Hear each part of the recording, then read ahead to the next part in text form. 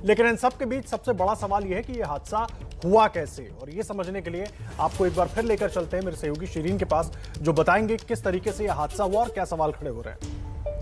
बिल्कुल आदर्श, हम अपने दर्शकों को यह भी बता रहे हैं कि आखिर अब तक क्या अपडेट है, कैसे रेस्क्यू ऑपरेशन चलाया जा रहा है, लेकिन यह भी महत्वपूर्ण हो जाता है कि आखिर ये हादसा हुआ कैसे है। और इसीलिए देखिए हमने इस बात को आसानी से समझाने के लिए किसी तरीके का यहाँ पर एक सेट तैयार किया है। मैं ऐसी ही एक पर्वत पर मौजूद हूँ और ये जो आप देख रहे हैं इसी ट्रॉली में हादसा हुआ है, इसी तरह की ट्रॉली में। देखिए इसी तरीके से, हालांकि ये रोज की बात थी, ऐसे ही ट्रॉलियां जा रही थी, लेकिन कुछ ऐसा हुआ कि दो ट्रॉलियां आपस में टकरा जाती हैं और उसके बाद यहां पर ये हादसा होता है। इसी तरीके से दो ट्रॉलियां टकराई और जो 12 ट्रॉलियां थी सभी जहां तहां रुक गई और 48 लोग उसमें फंसे के फंसे रह गए। फिर यहां पर शुरू हुआ उन लोगों को निकालने का सिलसिला।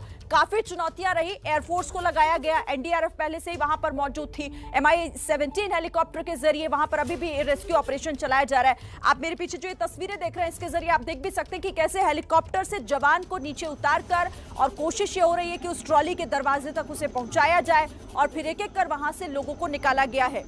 यहां 42 घंटे से ज्यादा का वक्त हो चुका है और अभी भी 6 लोग ऐसे हैं जो भूखे प्यासे फंसे हुए हैं और मदद का इंतजार कर रहे हैं, लेकिन चुनौतियां कई तरह की आ रही हैं। अब एक बार फिर से रुक कर लेते हैं शशांक, हमारे संवाददाता, जो कि ताजा अपडेट के साथ लगातार हमारे साथ बने हुए हैं। शशांक, अभी सवाल सबके मन में यही है कि अब कितना वक्त और लगेगा? 42 घंटे से ज्यादा का वक्त, 6 लोग अभी भी फंसे हैं।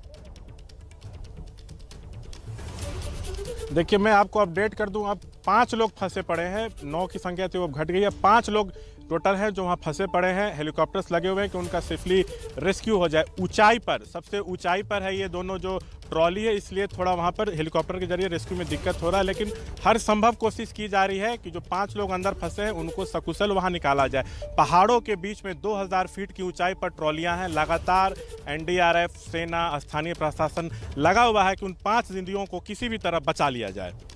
जी शशांक, आप लगातार अधिकारियों से भी बातचीत कर रहे हैं और उनसे चर्चा भी कर रहे हैं कि आखिर कैसे ये हादसा हुआ, लेकिन अब सवाल ये भी उठता है कि 5 लोगों को निकालना तो ये बहुत बड़ी प्राथमिकता भी और बहुत बड़ी जिम्मेदारी भी, चुनौती भी है, लेकिन सवाल जो उठ रहे हैं इस हादसे के बाद उन्हें भी तलाशना जरूरी है। तो क्या अब तक उस तरफ जांच भी शुरू हुई है कि आखिर कैसे हादसा हुआ, वजह क्या रही? इन तमाम बातों को लेकर भी आपकी बात हुई है क्या?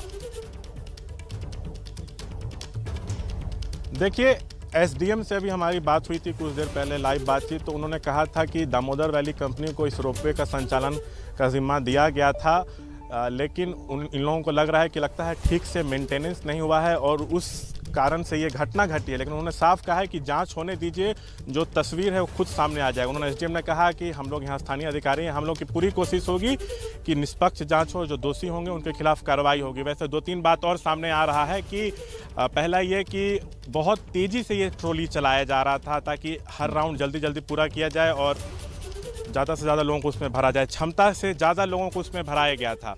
और एक चीज़ में हम और बता दें कि दामोदर वैली कंपनी जो है उसका मेंटेनेंस जो है काफ़ी समय से नहीं हुआ था, ये भी बात सामने आ रहा है। तो जांच तब शुरू होगा जब रेस्क्यू ऑपरेशन खत्म हो जाएगा। यहाँ के डीसी ने भी कहा था कि जांच तब शुरू होगा जब ये जो है ऑपरेशन जो चल रहा है वो समाप्त हो जाएगा। हमारे साथ एक और डॉक्टर हैं, डॉक्टर साईं जी, आइए बताइए यहाँ पे जो भी लोग उतर रहे हैं क्या स्थिति लग रही है और अपना पूरा डेजिग्नेशन बताइएगा। मेरा नाम डॉक्टर साई भारती है, आई एम फ्रॉम ITBP। तो मैं बस यही बोलना चाहती हूँ, जो अभी मतलब अभी 48 घंटे से जो ऑपरेशन चली हुई है, बहुत रिस्की ऑपरेशन है ये।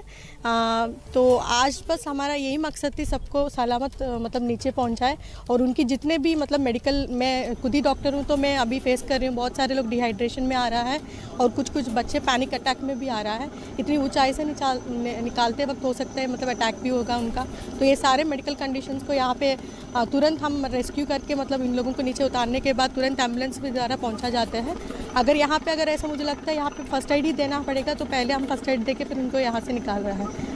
आप लोग ITBP से हैं, ये बताइए आप लोग भी एकदम युद्ध स्तर पर रेस्क्यू ऑपरेशन में शामिल हैं। आप हमारे साथ आगे भी रहिएगा और लगातार अधिकारियों से भी आप बात कर रहे हैं कि आखिर क्या कुछ अभी सिचुएशन बनी हुई है। मैं आपके पास फिर से आऊंगी, फिलहाल आप उन लोगों से बातचीत करिए। लेकिन देखिए यहाँ पर अब चुनौती है उन 5 लोगों को निकालने की जो अभी भी फंसे हुए हैं रोपवे पर। उन्हें कैसे निकाला जाएगा, कितना समय अभी और लगेगा, इन तमाम बातों पर हम आगे भी चर्चा करेंगे।